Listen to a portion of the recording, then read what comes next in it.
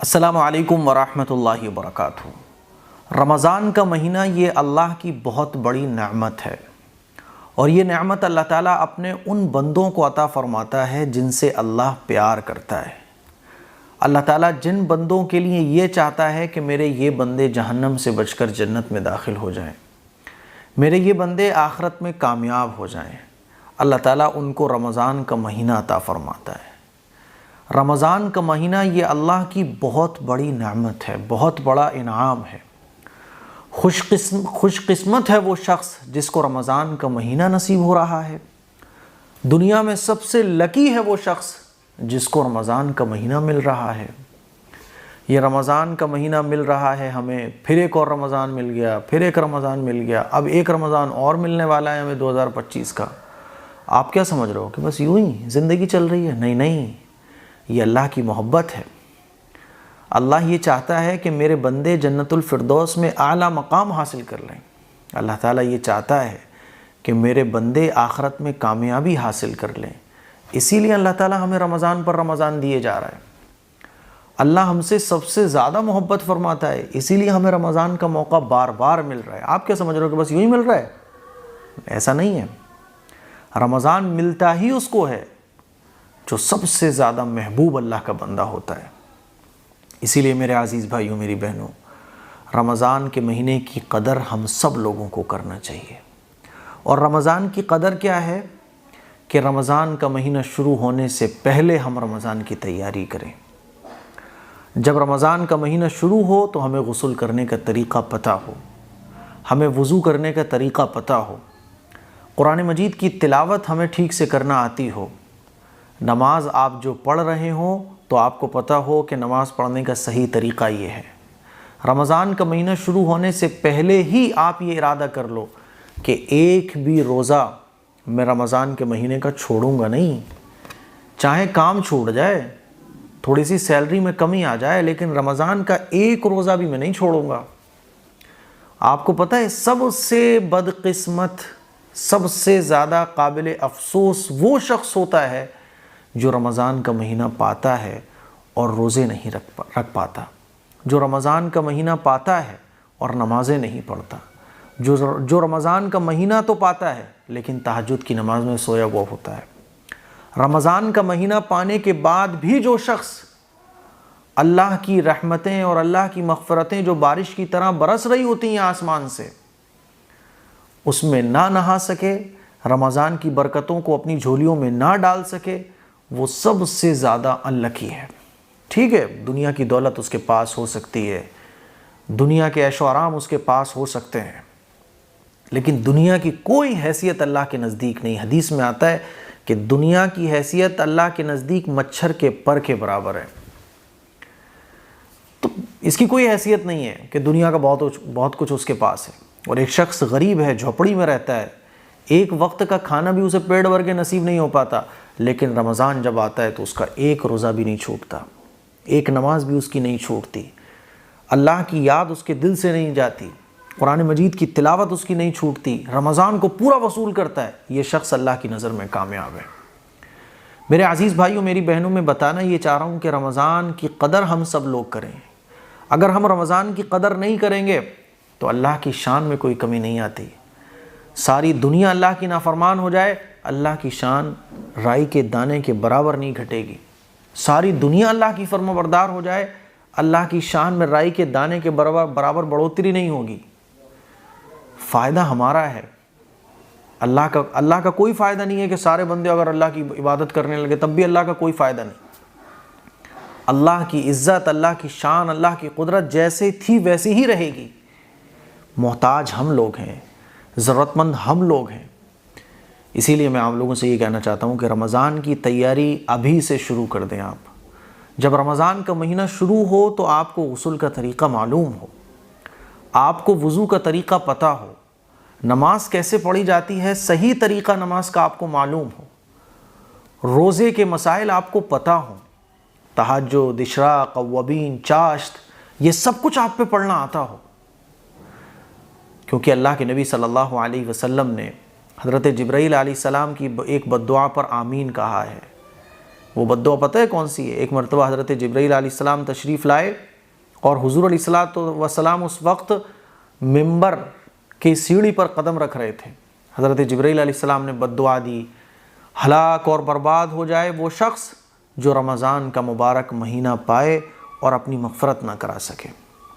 اس پر نبی علیہ الصلوۃ والسلام نے کہا آمین۔ سوچیے ذرا، تمام پیغمبروں کے سردار، تمام فرشتوں کے سردار حضرت جبرائیل علیہ السلام کی بد دعا پر آمین کہہ رہے ہیں۔ رمضان کا مہینہ جو تمام مہینوں کا سردار ہے، جمعے کا دن جو تمام دنوں کا سردار ہے، اور جمعے کی ٹائم کا وقت جو تمام ٹائم کا سردار ہے۔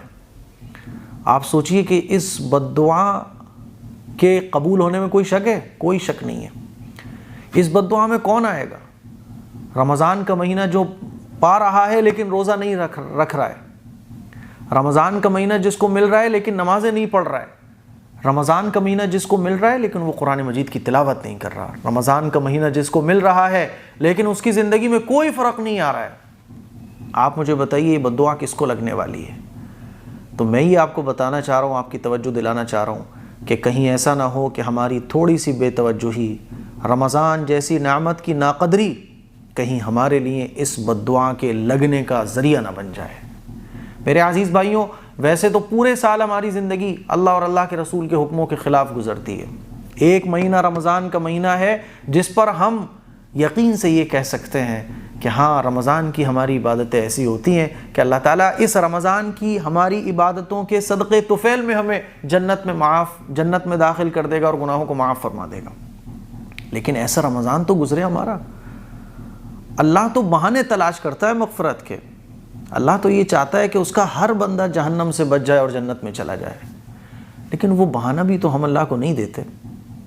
11 مہینے اپنے من چاہی ہم نے زندگی گزار لی تو اللہ نے رمضان دے دیا کہ چلو میرے بندو، تم نے 11 مہینے نمازیں چھوڑیں، قرآن چھوڑا، میری نافرمانی کی، چلو جانے دو، رمضان کا مہینہ میں دے رہا ہوں، اس مہینے میں جو مجھ سے مغفرت مانگے گا اسے مغفرت ملے گی۔ روزے رکھو، نماز پڑھو، اللہ کی عبادت کرو۔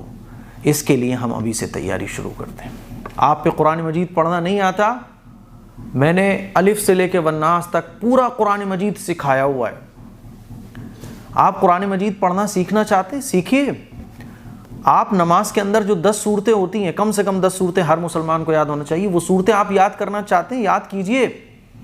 آپ وضو اور غسل کے طریقے سیکھنا چاہتے ہیں؟ یاد کیجئے، اپنے علماء سے، مسجد کے امام صاحب سے سیکھیے، اور آپ کے پاس اگر ٹائم نہیں ہے تو یوٹیوب پہ آپ سرچ کیجئے غسل کا طریقہ اے.ایم قاسمی، قرآن مجید کیسے پڑھیں اے.ایم قاسمی، تفسیر قرآن مجید کا ترجمہ اور تفسیر اے.ایم قاسمی، نماز کی 10 صورتیں اے.ایم قاسمی۔ جو مسئلہ آپ کو جاننا ہو وہ مسئلہ لکھو اور میرا نام بول دو، انشاءاللہ آپ کو بہت علم حاصل ہوگا۔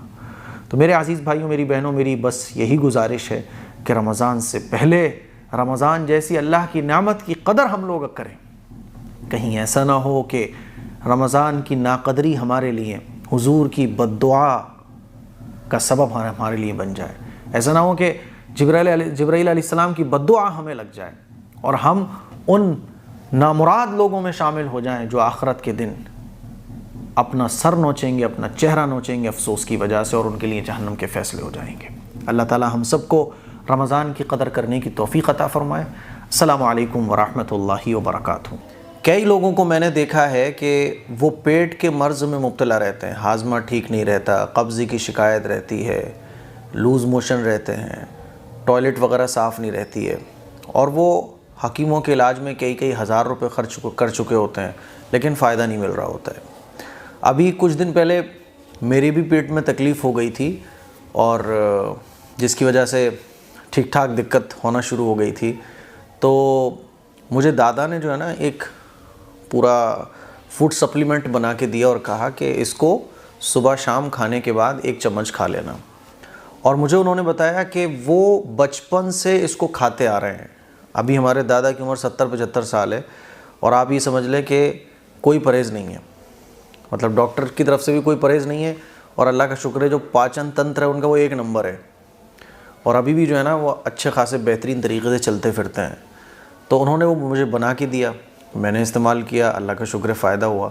اچھا، کچھ چیزیں ایسی ہوتی ہیں نا جو بزرگوں سے چلی آ رہی ہوتی ہیں، تو میں نے سوچا کیوں نہ جب مجھے فائدہ ہوا ہے اور اس طرح سے بہت سارے لوگ پریشان بھی رہتے ہیں تو یہ سب کو ملنا چاہیے.